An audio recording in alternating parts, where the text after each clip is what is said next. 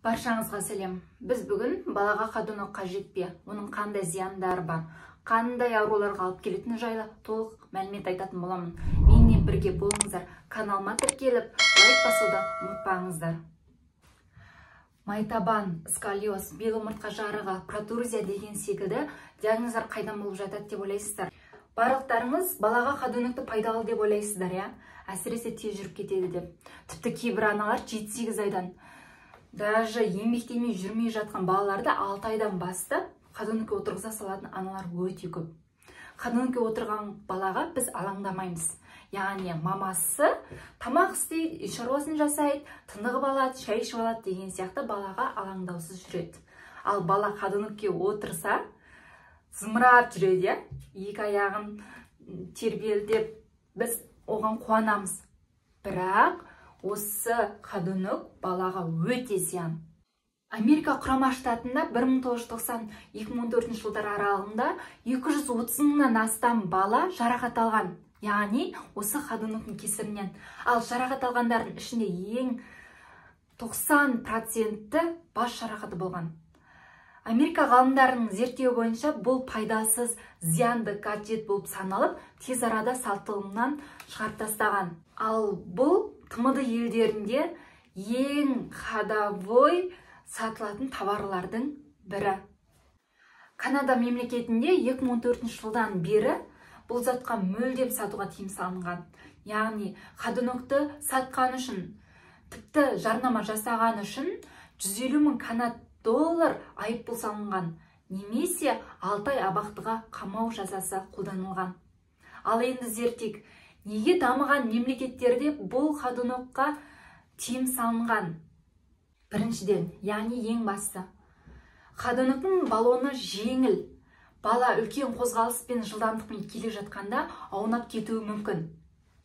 Екіншіден, бала қадынуде 50 минуттан артық отырса, ол омыртқаның қисаюына алып келеді. Бала қадынуге отырған кезде аяғы тимей тұрады жерге. Сол кезде балада тонус жоғарылайды. Қадынуге көп отырған бала еңбектеуге, жүруге мүлде ынтасы болмайды. Келесі, бала тепе-теңдікті ұстай алмайды. Ал дисплазиясы болса, ұршығы орнынан тайып кетеді. Яғни оған салмақ түседі. Баланы қадынуге салған уақыттан бастап, біз оның кеңістікте еркін қозғалу мүмкіндігінен айырамыз. Яғни бала 1 минутта бірнеше қимыл жасайды. Жатады, жорғалайды, еңбектейді, отырады. Ал бұл әрекеттердің ешқайсысын қадынуде еркін жасай алмайды. Еңбектеу бала дамуындағы ең маңызды этаптың бірі. Яғни моторлы антогенезде еңбектеу ол ең күшті. Жүру алдында дайындық. Бала қадынуге отырғанда еңбектеуге деген құлшыныс болмайды. Яғни біз еңбектеуге деген құлшынысын жоғалтып аламыз. Ал бұл өте қате. Кейбір аналар айтады, балам еңбектемей-ақ жүріп кетті деп. Бұл өте қате пікір. Қазіргі балаларда тонус өте жоғары. Ал тонус жоғары баланы қадынуге отырғызып қойдық, біз одан сайын тонысын жоғарылатамыз. Мәселені қиындатып жібереміз. Оның үстіне қадынуге отырған бала тепе-теңдікті ұстай алмайды. Бала дұрыс емес жүрген кезде ол құлайды, сол құлаған кезде қадынуге оны ұстап қалады.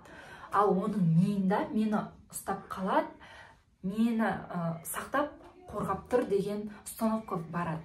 Баланың қозғалысы оның миының дамуына тікелей байланысты. Яғни бала өздігінен еңбектейді, өздігінен жорғаласа, ол миының дамуы болып табылады. Сондықтан үйлеріңізде қадыну болса, оны қоқысқа лақтыруларыңызға кеңес беремін. Қадынудің сіздің балаңызға әкелетін пайдасы болмаса, зияны өте көп.